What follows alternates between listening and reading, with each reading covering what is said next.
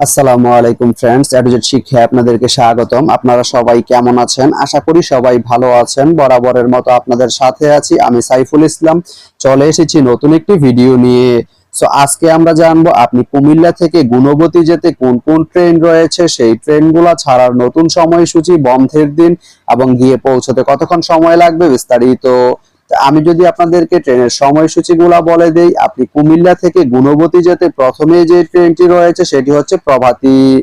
প্রভাতী ট্রেনটি কুমিল্লা থেকে ছাড়বে সকাল 10:53 এবং এটি গুণবতী গিয়ে পৌঁছবে সকাল 11:43। এই ট্রেনটির কোনো অফ ডে নেই।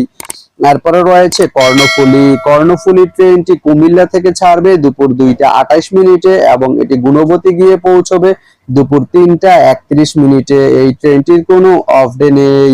তারপরে রয়েছে ময়মনসিংহ মেল। ময়মনসিংহ মেল ট্রেনটি কুমিল্লা থেকে ছাড়বে দুপুর 3:59 এবং এটি গুণবতী গিয়ে পৌঁছবে বিকেল 5:31। এই ট্রেনটির কোনো অফ ডে নেই।